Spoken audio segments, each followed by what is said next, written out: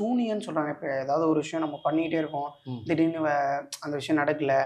இல்ல ஏதாவது ஒரு நல்ல காரியத்துக்கு போறோம். அந்த இடத்துல பைக் பஞ்சர் ஆகுது. இல்ல ஏதாவது ஒரு விஷயம் தடங்கலாவே ஆயிட்டுருக்குன்னா, "உனக்கு யாரோ சூனியம் வச்சுட்டாங்கப்பா. ம். அதான் இப்படிலாம் நடக்குது." அப்படின்ற மாரி சொல்றாங்க. ம். சூனியம்னா ஆக்சுவலா அதானா? இல்ல இல்ல. சூனியம்ங்கிறது அது கிடையாது. அது ஒரு ம். சில பேருக்கு இயற்கையா நடக்கும். ஓகே. பெரும்பாலும் பார்த்தீங்கன்னா, ஆக்சிடென்ட் ஆகுறது அப்படிலாம் அது சூனியத்தில அது வரவே வராது. வராது. வராது பார்த்துங்க.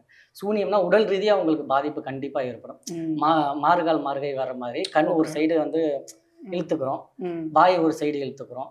கை விளங்காம போயிரும். கால் விளங்காம போயிரும். ம். உடல் பார்த்தீங்கன்னா, திடீர்னு வீக்கம் குடுக்கும். ம். ஆஸ்பத்திரியில போய் பார்த்தீங்கன்னா, எந்த நோயுமே இல்லைன்னு சொல்லுவாங்க. கை, கால் வீங்கிக்கும். சில பேருக்கு வாயிலேருந்து ரத்தமா வரும். ஆனா எந்த நோயும் இல்ல அப்படின்னு சொல்லுவாங்க.